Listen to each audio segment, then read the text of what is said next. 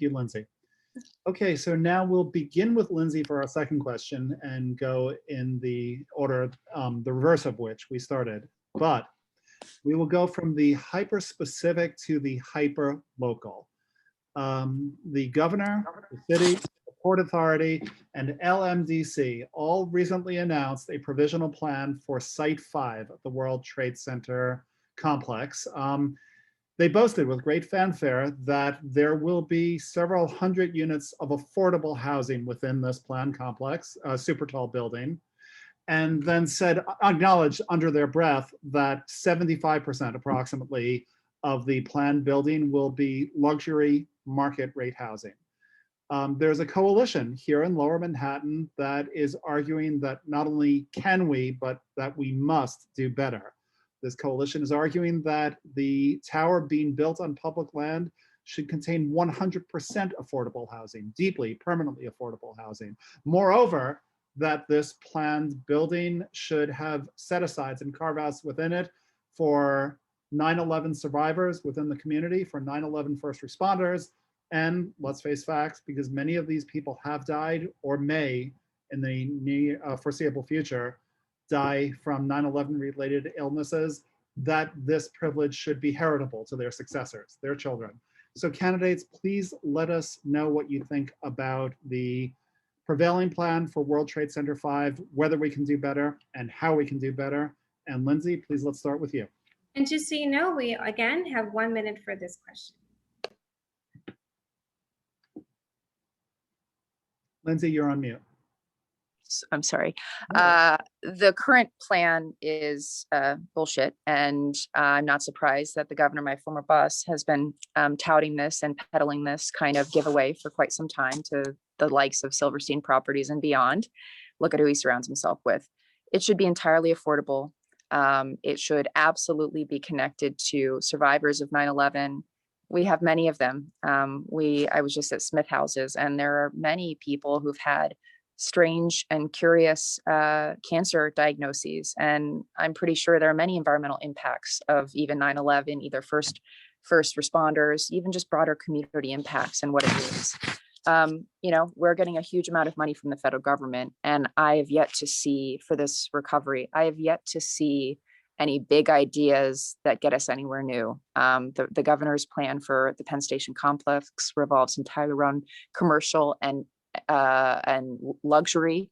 And we have no need for these things. Every time we build another luxury tower, it gets more expensive for anyone to live in the city because we're just creating warehouses that no one can afford. Lindsey, we're just half a minute, so please finish the thought. Sure. Okay. Brad, World Trade Center 5, and you'll need to unmute yourself. Thank you. If that proceeds as planned with luxury, it's a tremendous missed opportunity. I mean, we need to think about social housing in the city of New York. In my district, we have the Penn Souths, we have the Westbeth Artist Housing, we have Manhattan Plaza. Social housing, Mitchell Lamas, are what is most successful in our affordable housing program. We shouldn't miss this opportunity. I think that the next borough president is going to have to be really strong on this issue. I voted against the budget for that $1.3 billion taxpayer giveaway in and around Penn Station for 20 million square feet of office space, Matthew. You know, Hudson Yards, which I can see outside of my window, is only 18 million square feet. They want to add an additional 20 million square feet around Penn Station. The vacancy rate in Manhattan is 17%. This is madness. So we're going to have to fight this. We're going to need a plan, but we're going to need a borough president who can negotiate with the city and the state to get the best deal for the community. 100% affordable. I mentioned it on our debate the other night too. Thank you. Thank you. Ben, please share with us your thoughts and insights about 5 World Trade Center. I've been a lifelong tenant, spent this pandemic, much of it in a 1-bedroom with my wife and daughter. And this is Pandora. She's my cat. She's the first feline of the Upper East Side. But I'm running for borough president because I'm tired of elected officials who take money from real estate developers and then print money for them so that they can get campaign cash and sell us out. I'm just tired of it. The only candidate in this race who without running for borough president, actually came out and said, if you're building on public land, it should be 100% affordable. I did that with Gail Brewer, and we actually beat the mayor on a very similar plan, and no one has a stronger record when it comes to super talls. While other people let the super talls march across 57th Street, I actually led the first of its kind grassroots rezoning to stop super talls, not only in my district, but on the Upper East and Upper West Side. I love the community plan for doing 100% affordable housing on city land. I would support it. And as an attorney, I'd be willing to not only represent the community, but be a co-applicant. And again, I'm the only one in this race who's ever actually applied to do a rezoning to stop super talls, and has been able to get buildings built with 100% affordable housing. It's time. Thank you, Ben. You're muted, Matthew. There we are. Am I audible now? Elizabeth, please. 5 World Trade Center, your thoughts. Thanks. And I'm going to take a bit of a different approach than I think my colleagues and fellow candidates. I believe strongly that there needs to be as much affordable housing as possible. Having been a community board chair and actually having run meetings where you've had to deal with people who don't agree with you all the time and some people who do, we need to do whatever we can to build as much affordable housing as we can in an equitable and a responsible manner. So when it comes to my career and what I've done, whether it was the unfortunate thing about 200 Amsterdam, as we've discussed, was that the ULIP process didn't kick in time for there to be enough community input. But in every other area that I've worked on related to land use during my time on the Upper West Side as a board chair, we have fought and made sure that we've held developers accountable. And the only way you do that is by having a working relationship with everyone. So when it comes specifically to 5 World Trade, I lived and worked, near the World Trade Center on 9/11. I was there. I saw how heavily damaged the neighborhood was over the years. My heart breaks for how Lower Manhattan, what happened then and how it has to recover.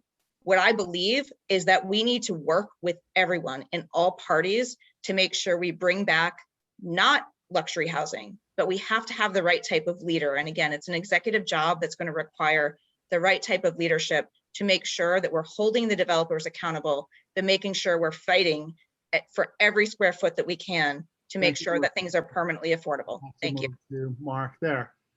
And Mark, 5 World Trade Center. Can we do better? How do we do better? And you're on mute, sir. Oh, we hear you. We have to do better, not only in the outcome, but in the process, which has been unacceptably closed. The meetings have been conducted invite only, out of public view. There needs to be an open public process, and there needs to be affordability for the people of Lower Manhattan. There has been very little affordable housing pipeline in the community, and the children of 9/11 survivors and Lower Manhattan residents more broadly are left with no opportunity to continue living in this incredible neighborhood. So this project, like all projects on public land, needs to be 100% affordable, deeply affordable. I support the community plan to have set-asides for 9/11 survivors and their descendants. And I'll add one more element into this, drawn out of my own affordable housing plan, which is let's have some set-asides for families which are on the NYCHA waiting list, which is now 180,000 people long. It can be almost a decade to get through. So let's use what's really a once in a lifetime opportunity to have a project on this scale to meet the housing needs of those who are desperate for help. I absolutely support the coalition in this fight. Thank you. Thank you, Mark. And Kim, how does the borough president make 5 World Trade Center better than the current plan we've got? Yeah, I'm glad Mark ended with NYCHA because, I'm sitting here thinking and like, I feel like I'm getting red in the face just thinking about how angry I am that affordability, there's a cascading effect, domino cause and effect, where the sort of structures that that prevent super talls in one neighborhood then cascade into typically a black and brown neighborhood where the market rate apartments do get built, because there isn't the ability to fight off the builders in a place there where the public land is under in question, as is in this case.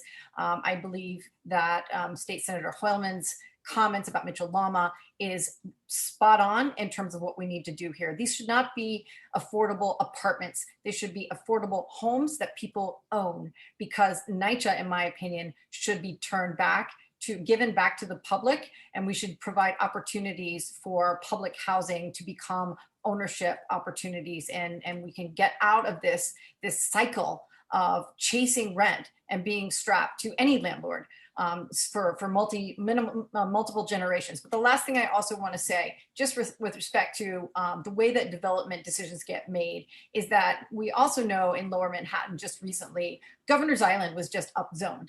We saw the approval of a plan to put a 20-story tower on Governor's Island, which is not necessarily residential yet. It isn't supposed to be ever, but the city council did vote to upzone a space. And we see time and time again that elected officials say one thing and then they do something quite different. And that's really frustrating. Well,